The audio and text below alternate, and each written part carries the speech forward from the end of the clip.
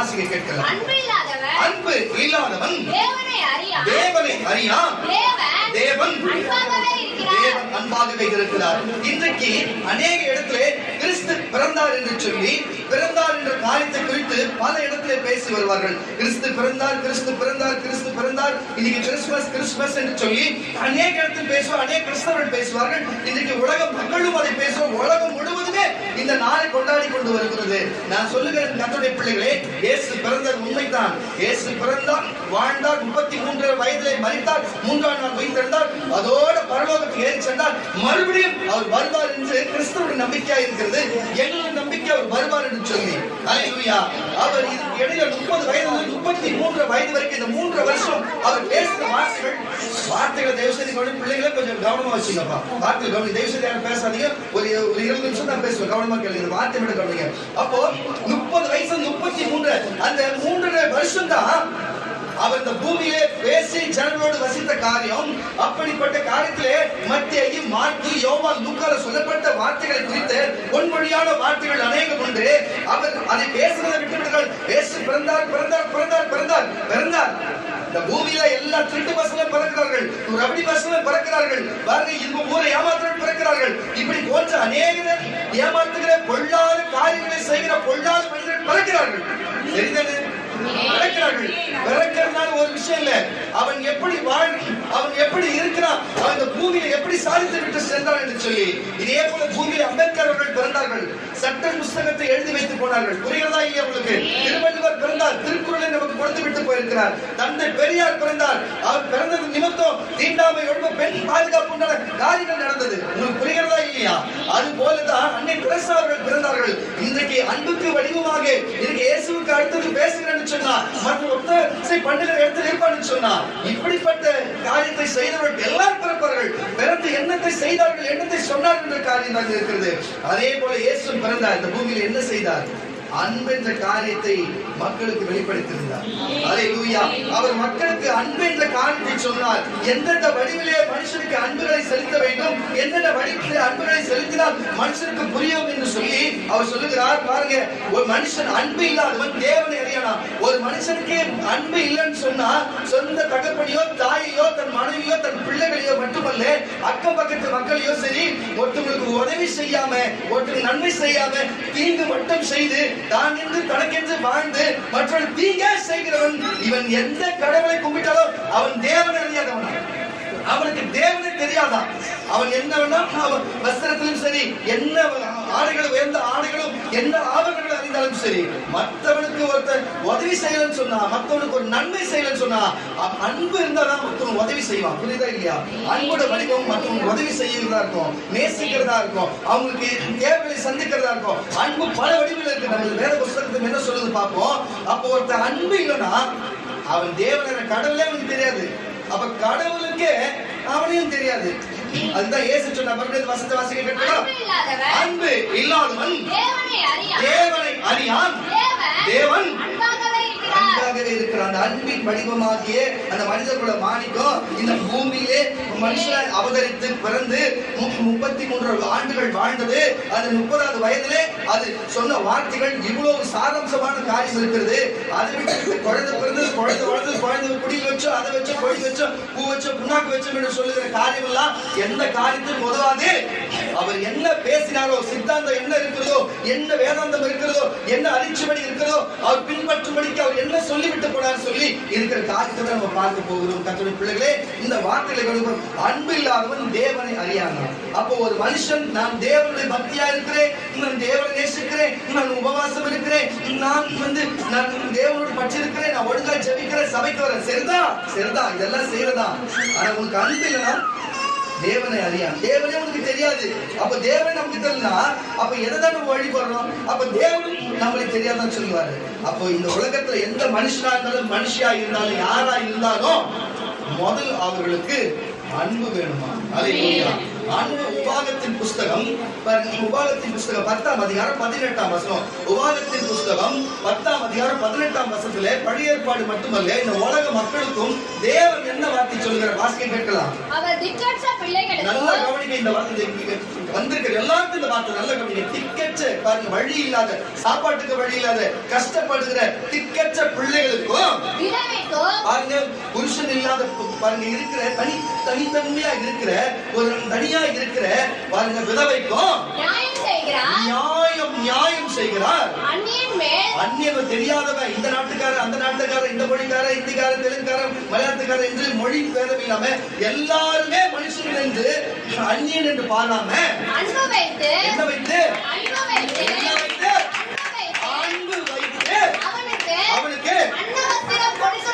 அன்னவஸ்திரமாய் கொடுக்கிறவராக இருக்கிறார்.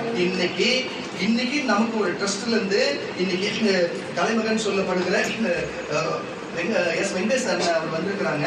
இன்றைக்கு இந்த வேதம் என்ன வார்த்தை சொல்லுகிறதோ, அவர் இந்த செம்மஞ்சேரி பகுதியிலும் மட்டுமல்ல, பெரும்பாக்கம் பகுதி மட்டுமல்ல, இங்க இருக்கிற பல பகுதிகளுக்கு அவர் செய்து வருகிறார். அநேக உதவிகள், அநேக காரியம் செய்து வருகிறார். இதை எதுக்கு சொல்லணும்னு சொன்னா, வேத வசனம் சொல்லுங்க, அவர்களுக்கு அந்நியர்களுக்கு அன்னவஸ்திரம் கொடுக்கிறாரா? தெரியாது, அவரு யாரும் எனக்கு தெரியாது. ஆனா நாங்க 2 பேரும் அந்த சபை அந்த தேவனுக்கு தெரியும். அப்ப அன்புள்ளவன் அவர் எந்த சமூகத்தை சார்ந்தவனா இருக்கட்டும், எந்த தெய்வத்தை வழிபடுறவனா இருக்கட்டும், அன்புள்ளவன் தேவனை, அன்பு இல்லாதவன் தேவன் அறியான். அப்ப அன்புள்ளவன் தேவன் கூட இருக்கிறாங்க. கர்த்தத்தை எல்லாம் சொல்லுவாங்க. ஹalleluya. அவர் திக்கற்ற, ஒண்ணுமே பயன்படாத, கஷ்டப்பட்டு எனக்கு உதவி செய்ய யாரும் இல்லை, எனக்கு ஒத்தாசை செய்ய யாரும் இல்லை என்று சொல்லி திக்கற்றவர்களுக்கும், புருஷன் இல்ல தலைமைத்துவமாய் இருக்கிற புருஷன் இல்லாத விதவைகளுக்கும் நியாயம், இதுதான் சரி, இதுதான் கரெக்ட் என்று நியாயம் செய்கிறவரும், யாரு எவனும் தெரியாத போக உதவி கேட்க போகிறவர்களுக்கெல்லாம், அந்நியருக்கு தெரியாதவர்களுக்கும் அன்பு வைத்து அன்னமும் வஸ்திரமும் கொடுக்கிறவராக இருக்கிறார். ஹalleluya. கர்த்தருக்கு அல்லேலூயா சொல்லுவாங்க. அப்போ பூமியில ஒரு மனுஷன் அன்பா இருக்கிறான்னா, ஒருத்தனுக்கு அவன் உடைகளை கொடுக்கிறான் என்று சொன்னா, அவன் 1000 கொடுக்கிறான், 500 கொடுக்கிறானோ, ஆனா ஒன்னாச்சு மற்றவங்களுக்கு நல்ல நாளிலே என்கிட்ட 2 இருக்குது, 1 வச்சுக்கோ, என்கிட்ட 5 இருக்குது, 1 வச்சுக்கோன்னு சொல்லி ஒரு வஸ்திரத்தை ஒரு மனுஷன் கொடுப்பான்னு சொன்னா, இதுதான் அன்பு. ஹalleluya. என்கிட்ட 2 சாப்பாடு சாப்பிட்டேன், வேஸ்டா வச்சா போயிடும், நீங்க சாப்பிடுறது அன்னத்தை கொடுக்கறான்னு சொன்னா, அதுதான் அன்பு. ஒரு மனுஷனுக்கு நம்ம கிட்ட இருக்குன்னா, நம்ம கிட்ட இருக்கிறது சரி, அவங்க கிட்ட இல்ல சரி, கொடுக்கணும்னு ஒரு எண்ணம் வருது பாரு, அதுதாங்க கொடுக்கிற விஷயத்துல அன்பு. ஹalleluya. அதே நேரத்துல 1 யோவான் புத்தகத்திலும் அவர் சொன்னார், அன்பில்லாதவன் தேவனை அறியான் என்று சொல்லி. இங்க என்ன சொல்லுகிறாரு? அன்புள்ளவன். ஹalleluya. பாருங்க, அவர் தேவன் அன்பா இருக்கிறாரா? அவர் அன்பா இருந்தா அந்நியர்களுக்கு அன்னவஸ்திரம் கொடுக்கிறாரா? விதவைகளுக்கு நியாயம் செய்கிறாரா? ஹalleluya. நம்ம வழிபடுகிற தேவன், நம்ம ஆராதிக்கிற தேவன், அவர் ஏழைகளுக்கும் எளிய மக்களுக்கும் பொதுவான எல்லா மக்களுக்குமே இப்படி ஒத்தாசை செய்கிறவராக இருக்கிறாரு. இந்த இயேசு கரங்களை தட்டி ஒரு சொல்லுவோமாக, ஹalleluya சொல்லுவோமாக. அப்படி சொல்லுங்க பிள்ளைகளே, பாருங்க, வேதத்திலே, வேத புஸ்தகத்திலே ஒரு ஸ்திரியை குறித்து, ஒரு பெண்ணை குறித்து, ஒரு ஸ்திரியை குறித்து நம்ம வேதத்தில் வாசித்திருப்போம். எஸ்தர் என்ற ஒரு ஸ்திரீ, அவங்க அவர் வேற ஒரு நாட்டிலே இருந்தார்கள். பாருங்க, இருக்கிற நாட்டிலே இஸ்ரவேலில் இருந்து அவர் அடிமையா பிடித்துக் கொண்டு போய் வேற நாட்டிலே அவங்க அடிமைக்கு விற்று போட்டார்கள். அந்த அடிமைத்தனமா இருக்கிற இடத்திலே அங்கிட்டு ராஜா கவனிங்க, யாரு இல்ல ஏற்று வெளில போதே செய்து சொல்றத கவனிங்க. ஹalleluya. இத எதுக்கு சொல்லுகிறேன்னு சொன்னா, பாருங்க, ஒரு ஸ்திரீ இப்படி இருந்தா, அப்படிப்பட்ட ஒரு ஸ்திரீ இருக்கும்போது அடிமையாய் போடப்பட்டா, அந்த பாருங்க யூத ஜனமே, இஸ்ரவேல் ஜனமே அடிமையாகப்பட்டு அவர்கள் அந்நிய தேசத்துக்கு, தெரியாத தேசத்துக்கு போயிருக்கும் பொழுது, அந்த ராஜாவுக்கு திருமண காரியம் வந்து அநேக ராணிகளை பார்க்கிறார், அநேக ராணிகளை ஏற்படுத்தி அநேக பெண்களை பார்க்கிறார். அப்போ எஸ்தரை பிடித்து, அடிமை பெண்ணாக எஸ்தரை பிடித்ததுனாலே அவர்கள் அழைத்து அவர்களுக்கு எல்லா நாடுகளிலும் அவர்களுக்கு திருமணம் செய்ய வேண்டும் ஆட்களை வரவைத்தார்கள். அவருக்கு பார்த்தீங்கன்னு சொன்னா, எஸ்தரை பிடித்தபடினால இஸ்ரவேலில் இருக்கிற யூத வம்சத்தை சார்ந்த, இஸ்ரவேலில் இருக்கிற யூத வம்சத்தை சார்ந்த எஸ்தரை அந்நிய மகனாகிய அந்நிய ராஜாவாகிய இந்த இவங்களுக்கு சம்மதமே கிடையாது. ஆனா பிடித்தது நிமித்தம் என்ன நடக்கிறது? அவர்கள் திருமணம் செய்கிறார்கள். பட்டத்து ராணியாய் அவங்க அதிகாரம் கொடுக்கிறார். பட்டத்து இளவரசியாய் மாற்றுகிறார். ராணியாக மாற்றி விடுகிறார். மாற்றி விட பிறகு என்ன நடக்கிறது சொன்னா ஒரு காரியத்தை சொல்லுகிறேன். இவங்க அடிமையா இருந்தார்கள். அடிமையா இருந்தாலும் இவங்க தேவனை பற்றுகிறது நிமித்தமும் இவங்க அநேக அறிவான காரியங்கள் செய்கிறது நிமித்தமும் அந்த ராஜாவினுடைய அரண்மனையில் இருக்கிற மந்திரிமார்கள் என்ன செய்தார்கள் சொன்னா மொர்தெகாய் என்று சொல்லப்படுகிற எஸ்தரின் உறவுக்காரராக இருக்க மொர்தெகாய் மட்டுமல்ல அங்க இருக்கிற யூதர்கள் நல்ல கிடுங்க யூதர் ஒருவனை மட்டும் அழிக்க கூடாது, யூத இனத்தையே அழிக்க வேண்டும் என்று சொல்லி நம்ம சக வாழ்ந்த காலத்திலே நமக்கு முன்னோர்கள் வாழ்ந்த காலத்திலே ஹிட்லர் என்று ஒருவரை சர்வாதிகாரியாகிய ஹிட்லர் ஜெர்மனியில வாழ்ந்த ஹிட்லர் குறித்து தெரியும். அவர் பாருங்க யூத இனமே இருக்கக்கூடாது சொல்லி லட்சோப லட்சம் யூதர்களை கொண்டு தீர்த்தான் என்று உங்களுக்கு கேள்விப்பட்டிருப்பீங்க. அதுக்கு முன்பாக அதுக்கு முன்னாடி ஒரு சம்பவம் நடந்தது. வேத புஸ்தகத்தில் சொல்லப்பட்டிருக்கிறது போல அந்த யூத இனமே இல்லாத அழிக்க வேண்டும் என்று மந்திரிகள் ராஜாவுக்கு தெரியாது, அரண்மனைக்கு நிறைய பேருக்கு தெரியாது. இந்த மந்திரிகள் மட்டும் முடிவெடுத்து யூதர்களை கொல்ல வேண்டும், அந்த இனத்தை அழிக்க வேண்டும், அடிமை அந்த இனமே இருக்கக்கூடாது என்று நினைத்திருக்கிற வேலைகளே அப்போ ஒரே யூத பெண்ணாகிய அந்த அங்க இருக்கிற அந்த ஸ்திரியை கொண்டு என்ன செய்கிறது சொன்னா அவன் போய் மொர்தெகாய் சொல்லி மொர்தெகாய் நீ போய் நீ ராணியாக மாறி நீ அதுக்கப்புறம் நம்ம போய் இந்த காட்டு சொல்லலாம் என்று சொல்லி அவர் மிகுந்த யார் மேல எஸ்தர் மேல அந்த அந்நிய ராஜா இவங்க யூதர்கள் இருந்தாலும் வேற மொழி பேசுறவங்களா இருந்தாலும் அந்த ராஜா யார் மேல அந்த எஸ்தர் மேல அன்பு வைத்தது நிமித்தம் நான் ராணியா மாற்றுகிறேன்னு சொல்லி ஒரு பட்டத்துக்கு ஒரு ராணியாக மாற்றியது மட்டுமல்லாம இவங்க அவர் மேல் வச்ச அன்பின் நிமித்தம் அந்த யூத மக்கள் வச்சிருந்த அன்பின் நிமித்தம் சொல்லுற இந்த மாதிரி மந்திரிமார்களா சேர்ந்து எங்க யூத மனுஷன் மட்டுமல்ல அந்த இனத்தையே அழிக்க வேண்டும் சொல்லுகிறாங்க. எனக்கு தெரியாது, உங்களுக்கு நீங்க தான் சொன்னீங்க சொல்லி படையெடுத்து போறாங்க, இது மாதிரி செய்யறாங்க, இது பாவம் இல்லையா, இது செய்யலாமா, அச்சோ அப்படியா நான் செய்யறேன்னு சொல்லி அது தவறான காரியத்தை சொல்லி விரோதமா பேசுறான்னு சொல்லி என்னென்ன சூழ்ச்சி செய்தார்களோ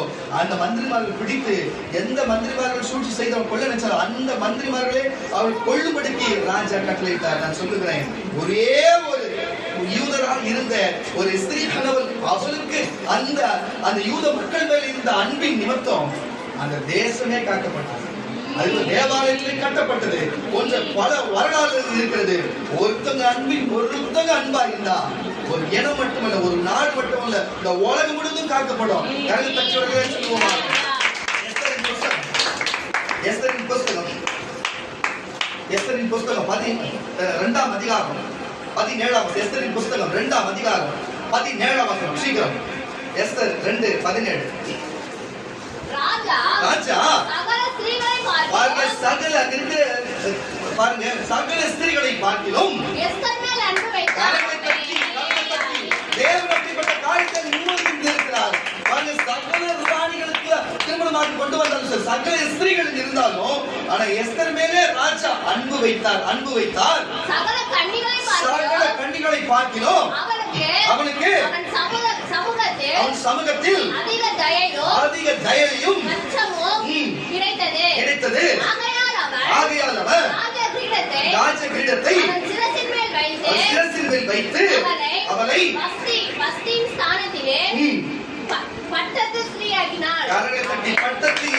பட்டத்து ராணியாக மாற்றி வைத்தார். கரங்களை தட்டி வரல சொல்லுங்க.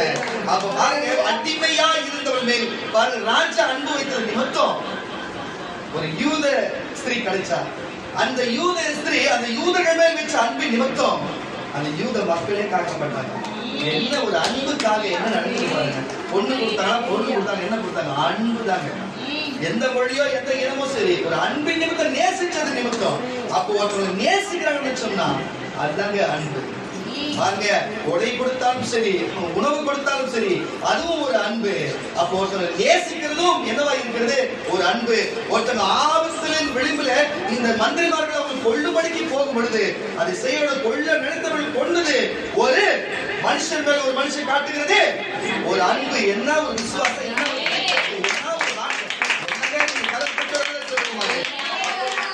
காரியம் நடக்கிறது. அதே போல தேவனுடைய அன்பு அன்பு எப்படிப்பட்டதா இருக்கிறது பாருங்க. கர்த்தருடைய பிள்ளைகளே, இஸ்ரவேல் மக்கள் எகிப்திலே அடிமையா இருந்த பொழுது அவர்களை மீட்டு கொண்டு வந்து அவர்களுக்கு எல்லா ஆகாரம் கொடுத்து வானத்திலிருந்து மன்னாவை வரவழைத்து அவர்கள் பூமியிலிருந்து காடைகளை வந்து விட செய்து, இது போன்று செங்கடலை பிளந்து யோர்தானை பின்னிட்டு போக செய்து, அது மட்டும் இல்லாம அக்கினி ஸ்தம்பம், இரவில் அக்கினி ஸ்தம்பத்தையும் பகலிலே மேக ஸ்தம்பத்தையும் கொடுத்து வஸ்திரம் தேய்ந்து போக பாத்திரத்தை கிழிந்து போகாதபடி அவங்களை அப்படி ஒரு தேவ தூதர்களை வாழ வச்சா. ஆனா இவர்கள் என்ன செய்கிறார்கள்? தேவனுடைய வார்த்தை கேளாமல் அதை மாற்றிவிட்டு இவர்கள் தன்னாலே தானேயான காரியங்கள் செய்தாலும் சரி, அவங்க கொள்ளும்படியான காரியங்கள் வந்தாலும் சரி, தேவன் அவர்கள் மேலே வைச்ச அன்பின் நிமித்தம் அவர்களை இரக்கத்தோடு விடுகிறாரா? ஏன்னா அவர் வச்ச அன்பின் நிமித்தம், அவர்கள் தவறுகள் செய்திருந்தாலும் சரி, அவர்கள் மேல் வச்ச அன்பின் நிமித்தம் அவர்களை அவர் காப்பாற்றுகிற தேவனாய் இருக்கிறார். கர்த்தருடைய பிள்ளைகளே, வாசிக்க கேட்ட ஓசியாவின் புஸ்தகம் 11ஆம் அதிகாரம் 4ஆம் வசனம். ஓசியாவின் புஸ்தகம் 11ஆம் அதிகாரம் 4ஆம் வசனத்தை கூட மனுஷரை கட்டி இழுக்கிற கரங்களை தட்டி வரல சொல்லுவோம். இந்த உலகத்திலே யார் என்ன செய்கிறார்கள் தெரியல. அதான் சொல்லுகிறேன், இயேசு அன்பா இருக்கிறார், பிதாவானவர் அன்பா இருக்கிறார், பரிசுத்த ஆவியார் அன்பா இருக்கிறார்கள், கிறிஸ்தவர்கள் அன்பா இருக்கிறார். அநேகர் பாருங்க, ஒரு எதனா தப்பு பண்றேன்னு வச்சுங்களேன், யாருன்னா அவன் கிறிஸ்தவப்பா, அவன் தப்பு பண்றான், கிறிஸ்தவப்பா, ஏன் மற்ற காரியம் மற்ற எந்த தப்பே பண்ண மாட்டாங்களா? ஏன் கிறிஸ்து தப்பு பண்ண மாட்டா? கரெக்டா பார்த்து கேட்கிறாங்க. ஏன்னா கிறிஸ்து அன்பானவருங்க. அவன் கிறிஸ்தவர்களா இருக்க நம்மளும் அன்பார்களா இருக்கணும். அதை விட்டுட்டு நம்ம மாறி போகிற உலகத்துல எல்லாரும் கேட்பா, அவன் கிறிஸ்தவ இப்படி செஞ்சுட்டாருன்னு சொல்லி நம்மளாங்க நம்ம மாத்திக்கணும். அல்லேலூயா. ஆனா தேவன் எப்படி செய்கிறாரா? நம்ம தப்பு செய்த நம்ம முன்னோர்களை அன்பின் கைகளால, உலகத்துல எத்தனையோ கயிறு இருக்குது, எத்தனை சணல் கயிறு, அந்த கயிறு, இந்த கயிறு, நூல் கயிறு என்று சொல்லி இருக்குது. ஆனா அன்பின் கைகளாலே கட்டி ஒரு மனுஷனை விட்டு வேற என்று போனாலும் சரி, அவன் வேறு என்று அழைக்கிற தேவனா இருக்கிறார். இது போல ஒருவர்ல வாசிக்க கேட்கலாம். மனுஷரை கட்டி எடுக்கிற அன்பின் கயிறுகளால் நான் அவர்களை இழுத்தேன், அவர்கள் கழுத்துகள் மேல் இருந்த நுகத்தடியை எடுத்து போடுகிறவரை போல் இருந்து அவங்க பட்சம் சாய்ந்து அவர்களுக்கு அவர்களுக்கு ஆதாரம் கொடுத்தேன். அப்ப அவர் அன்பின் நிமித்த கைகள் எடுத்தா அவர் பாதுகாக்கிறதும் ஒரு அன்புதான். அவர் பாதுகாத்து ஆதாரத்தை கொடுக்கிறதும் ஒரு அன்புதான். ஆகாரத்தை கொடுக்கிறது ஒரு பாதுகாப்பு, ஒரு பிரச்சனை தான் பாதுகாக்கிறதும் ஒரு அன்பான காரியமாக இருக்குது. கர்த்தருடைய பிள்ளைகளே, இஸ்ரவேல் மக்கள் மேலே வச்ச அன்பு. லேவியராகமம் புஸ்தகம் 19ஆம் அதிகாரம் 18ஆம் வசனம் முடிச்சலாம். லேவியராகமம் புஸ்தகம் 19ஆம் அதிகாரம் 18ஆம் வசனத்தை வாசிக்க கேட்கலாம் சீக்கிரம்.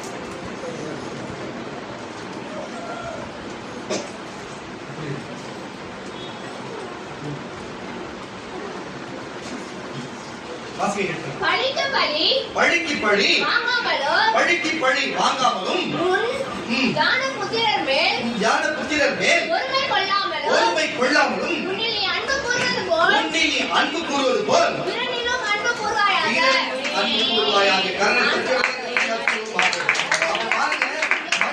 நம்ம மேல நம்ம நகை வெட்டணும், முடி வெட்டணும், நம்ம பல்லு தேய்க்கணும், குளிக்கணும், 3 வேளை சாப்பிடணும், நல்ல ட்ரெஸ் போடணும்னு சொல்லி நம்ம மேல நம்ம அன்பு செலுத்துகிறது போல பிறன் மேலும் நீ அன்பு செலுத்த வேண்டும் சொல்ற மறுபடியும் பசங்க வாசி. பழிக்கு பழி ஒருத்தவங்க அடிச்சா கூட நீ அவளை பழிக்கு பழி வாங்காமலோ உன் ஜன புத்திரர் மேல் பொறாமை கொள்ளாமலோ உன்னையே நீ அன்பு கூறுவது போல் பிறர் மேலும்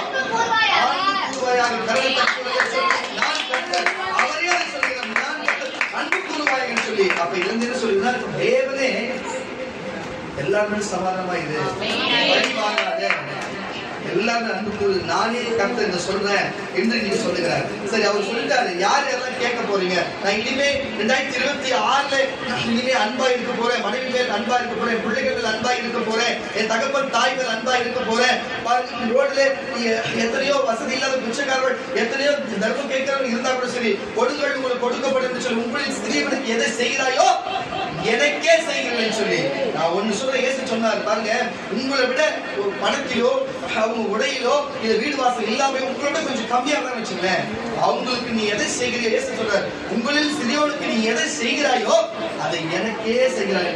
அப்ப இயேசுக்கு ஒருத்தவன் வேதம் சொல்லுது, கர்த்தருக்கு கடன் கொடுத்து பாருங்க, ஏழைக்கு இருக்கிறவன் கர்த்தருக்கு கடன் கொடுக்கிறான். அப்ப புரிஞ்சு கொள்ளுங்க.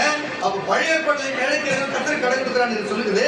இயேசு புதிய ஏற்பாட்டில் சொல்லுகிறாரு, உங்களில் சிறியவனுக்கு எதை செய்கிறாயோ அதை எனக்கே செய்கிறேன். அப்போ உங்களில் சிறியவனுக்கு எதை நீ செய்யாம இருக்கிறாயோ நீ எனக்கு செய்யாம இருக்கிறேன். அப்ப நான் என்ன சொல்றேன்னா, நீ இயேசுக்கு ஒண்ணு செய்யணும்னு நினைச்சு எது செஞ்சாலும் சரி, நான் ஒரு வஸ்திரம் ஒருத்தவங்களுக்கு கொடுக்கனாலும் இயேசுவுக்கு கொடுக்கிறேன்னு சொல்லி கொடு. அல்லேலூயா. உங்களுக்கு சிறியவனுக்கு எதை கொடுத்தாலும் சரி, கர்த்தருக்கு கொடுக்கிறேன்னு சொல்லி கொடு. கொடுங்கள், அப்புறம் கொடுக்கிற உங்களுக்கும் கொடுக்கப்படும். அல்லேலூயா. உன் அன்பின் நிமித்தம் நீ இயேசு சொன்ன வார்த்தை கேட்கிறது போல அன்பான காரியத்தை உண்டாகி இருக்கும். கர்த்தருடைய பிள்ளைகளே, நான் சொல்லுகிறேன், தேவன் அன்பாக இருக்க வேண்டும் என்று சொல்லி இருக்கிறாரு. வாசிக்க கேட்கலாம். மத்திய சுவிசேஷம் புஸ்தகம் 19ஆம் அதிகாரம் 19ஆம் வசனம் முடிச்சலாம் சீக்கிரம். உன் தகப்பனையும் கரங்களை தட்டி வரல சொல்லு. உன் தகப்பனையும் உன் தாயையும் கனம் பண்ணுவாயாக. உன்னிடத்தில் நீ அன்பு கூறுவது போல. இயேசு சொல்றாரா? இயேசு சொல்றாரா? உன்னிடத்தில் நீ அன்பு கூறுவது போல பிறனிடத்திலும் அன்பு கூறுவாயாக என்று சொன்னார். சொல்லு என்றார். கரங்களை தட்டி வரல சொல்லுவாங்க. ஏற்கனவே இயேசு தெளிவான காரியத்தை சொல்லி இருக்கிறார். இப்படிப்பட்ட காரியத்தை சொல்லி இருக்கிறார். அல்லேலூயா. அதே பாருங்க, யோவான் சுவிசேஷ புஸ்தகம் 17ஆம் அதிகாரம் 23, அவ்வளவு 2 வசனம்.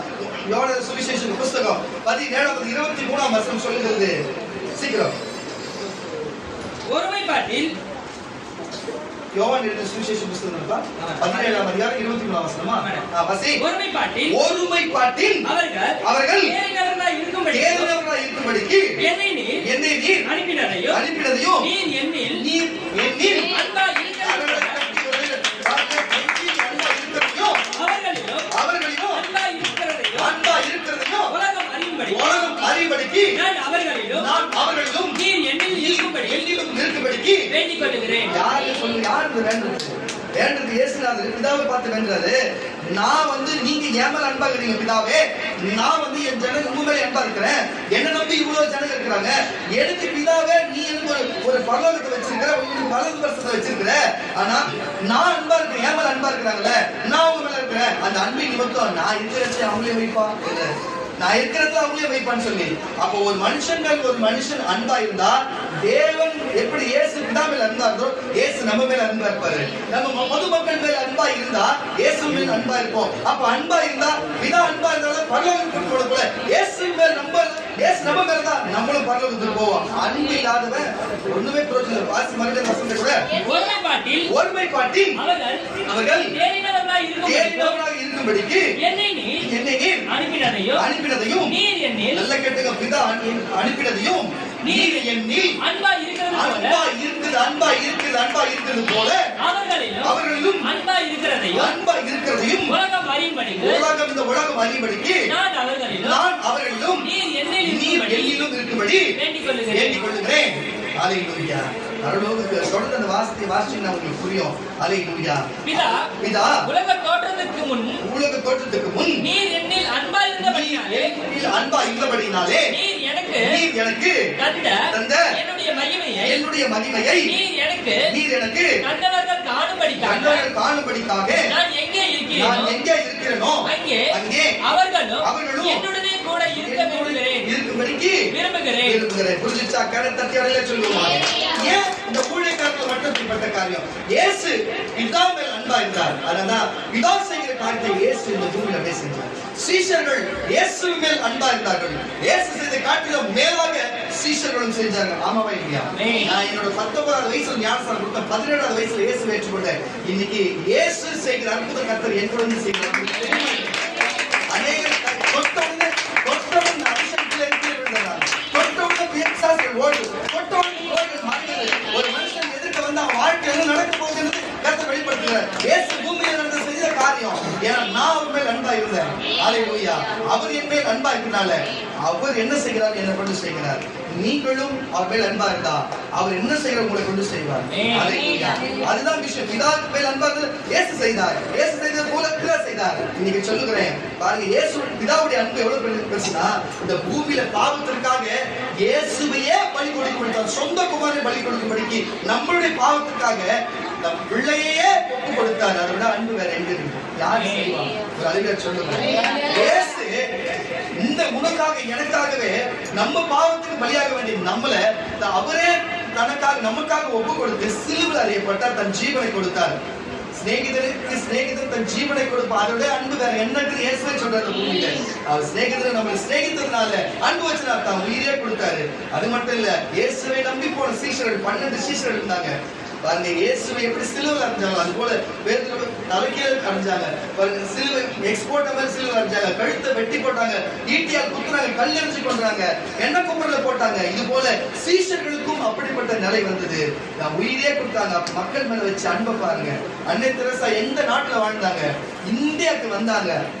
இன்னைக்கு அந்நிய தேசம் இது அவங்களுக்கு, ஆனா இந்தியாவுக்கு வந்தாங்க. உங்களுக்கு தெரியும் பாருங்க, ஒரு காரியத்தை சொன்னாங்க, வச்ச அன்பை பாருங்க. அவங்க போயிட்டு ஏழை பிள்ளைங்களா இருக்குது, அவங்க பிள்ளையே கிடையாது, ஆனா ஏழை பிள்ளைங்க இருக்குது. ஒரு குழந்தை இடுப்புல உட்கார வச்சுக்கின்னு ஒரு பெரிய ஒரு பார்ட்டி நடக்குதான். அங்க போயிட்டு ஒரு பெரிய செல்வத்தை வந்தாங்க. அவங்க கிட்ட போயிட்டு குழந்தைங்களாம் பசியா இருக்கு, எதனா கொஞ்சம் உதவி செய்யணும்னு சொல்லி கை நீட்டினாங்க. அந்த செல்வந்த என்ன பண்ண கையில தூள் துப்புனதுக்கு அப்புறம் அந்த அம்மா அந்த கையை தொடச்சிட்டு எனக்கு கொடுத்துட்டீங்க, எங்க இருக்கிற பிள்ளைகளுக்கு ஏதாவது கொடுன்னு சொல்லிக்கிறாங்க. அவன் மனசு அப்படியே மண் கலங்கி, உங்களுக்கு நீங்க செய்யணுமோ சொல்லணுமா, நான் செய்யறேன்னு சொல்லி மண் செய்யுமா. எந்த நாட்டில இருந்து மேலை நாட்டில இருந்து இந்த நாட்டுக்கு வந்து கையேந்துறாங்கன்னா யாருக்காக? அங்க இருக்கிற ஏழை மக்களுக்காக, அந்நிய மக்களுக்காக, ஒண்ணுமே தெரியாத மக்களுக்காக, அனாதையா விட்டு போன மக்களுக்காக. அதுதான் மனுஷன் மேல மனுஷன் வச்ச அன்பு. அதான் கிறிஸ்தவ அன்பு. அல்லேலூயா. இன்றைக்கு அநேகர் செய்து வருகிறார். கர்த்தர் அவர்களையும் ஆசீர்வதிக்கணும். இதுதான் சொல்லுகிறேன். கிறிஸ்து மட்டுமல்ல, கிறிஸ்துவை சார்ந்தவர்களும் இப்படிப்பட்ட அன்பின் நிமித்தம் சொல்லுகிறார்கள். அல்லேலூயா. இன்னும் ஒரே ஒரு வசனம் தான்.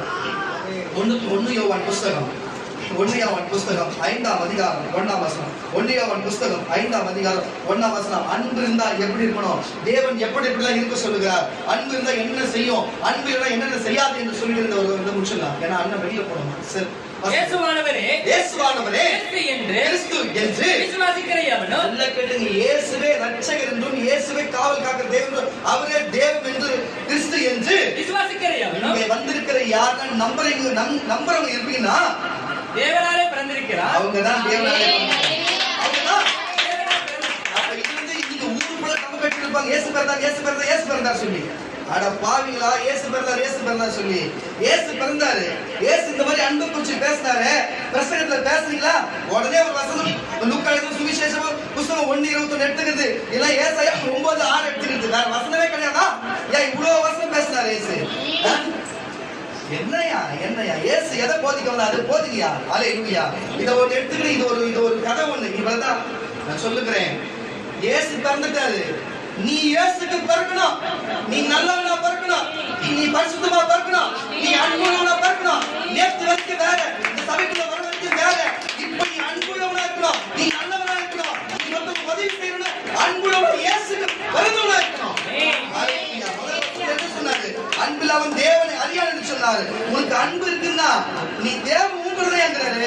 அன்பு நிமித்தம் நீ பிறக்கணும், அது இயேசுக்கு பிறக்கணும். இயேசு பிறந்தார் கன்னிமரியா வயித்துல, நீ இயேசுக்கு பிறக்கணும். வசந்த வாசிப்பு புரியுமா? இயேசுவானவரே கிறிஸ்து என்று விசுவாசிக்கிற எவனோ அவன்தான் தேவனாலே பிறந்திருக்கிறான். பாருங்க, நம்மள இந்த பூமியில பிறப்பிக்கின்றவரிடத்திலே அன்பு கூறுகிற அவர் மேல் அன்பு கூறுகிற எவன், அன்பு கூறுகிற எவனோ அவராலே பிறப்பிக்கப்பட்டவன். என்ன கரங்களை தட்ட மாட்டீங்க? அவராலே பிறப்பிக்கப்பட்டவன் என்று அன்பு கூறுகிறார். அவர்கிட்டே அன்பு கூறுகிறார். அவனால பிறந்தவர்கள் மேலோ கிறிஸ்தவனா இருந்த அன்பு கூறுகிறார். நாம் தேவனிடத்தில் அன்பு கூர்ந்து அவருடைய கற்பனைகளை கைக்கொள்ளும் போது தேவனுடைய பிள்ளைகள் இடத்தில் வந்திருக்கிற பொதுமக்கள் இடத்திலே அன்பு கூறுகிறோம் என்று அறிந்து கொள்ளுகிறோம். நாம் தேவனுடைய கற்பனைகளை கைக்கொள்ளுவது. இந்த வேதவசனம் மத்தேயு, மார்க்கு, யோவான், லூக்காவில் சொல்லப்பட்ட இந்த கற்பனைகளை கைக்கொள்ளுவது, அதை வாசித்து அதன்படி நடப்பதே அவர்கிட்ட இந்த வேதத்தை பற்றி நம்ம அன்பை நடந்தா அதுதான் இயேசுவுக்கு நம்ம அன்பு கூறுகிறது. அவருடைய கற்பனைகள் என்னப்பா? தேவனால் பிறந்ததெல்லாம் உலகத்தை ஜெயிக்கும். நம்மளுடைய நம்பிக்கையை உலகத்தை ஜெயித்தாரு. அது ஜெயித்து போயிட்டாரு. நீ அவரை விசுவாசம் வச்சுக்கா, நீ உலகத்தை ஜெயிப்பன்னு போன்னு சொல்றாரு, அட குடிச்சிக்க மாட்டாங்க, அவங்க போனதுதான் பேசுறாங்க தவிர நீயும் அது மாதிரி போன்னு சொல்லி இருக்கிறாரு விட்டுறாங்க. அல்லேலூயா. நம்பிக்கையா இருங்க, அன்பு செலுத்துங்க. அல்லேலூயா, அல்லேலூயா, அல்லேலூயா. கர்த்தர் இந்த வார்த்தைகளை ஜனங்கள் காதில் கேட்டவர்கள் அப்படியே அதை வாழ்க்கை கிரிச்சைகளுக்காக நம்ம பாசம் மிக்கவருடைய சுருக்கமான ஜனங்கள். சோதரன் நல்ல பிதாவே, அப்பா எல்லாரும் அன்பு அன்பு அன்பு என்று சொன்ன வார்த்தைக்கு நன்றி ஆண்டவரே. அப்பா நீர் எங்களுக்கு அன்பா இருக்கிறது போல நாங்களும் படத்துல அன்பா இருக்க எங்களுக்கு உதவி செய்ய ராஜா. இந்த வார்த்தை வசனம் எல்லா ஜனங்கள் கேட்டு அது மாதிரி நடக்கிறபடி ஆண்டவரே, இனி யாரெல்லாம் ஆண்டவரே நாங்கள் அன்பா இருக்கவும் நீர் எங்கள் மேல் அன்பா இருக்கோம் ஆண்டவரே, உதவி செய்யும். கருத்துல ஒப்பு கொடுக்கிறேன். இந்த வார்த்தை வசனம் அப்படியே கீழிச்சிட்டு ராஜா, எங்க ஆயுசு முடிகிற வரைக்கும் நீ இந்த பூமிக்கு வருகிற வரையில் ஆண்டவரே இந்த வார்த்தை வசனம் அப்படியே எங்கள் வாழ்க்கையில கீழே செய்யணும். நசனா இயேசு நாமத்தில் பிதாவே. அல்லேலூயா. இன்னைக்கு குடும்பத்துல டைம் இருக்கு, வெளியில எல்லாரும் முன்னாடி நீங்க இல்ல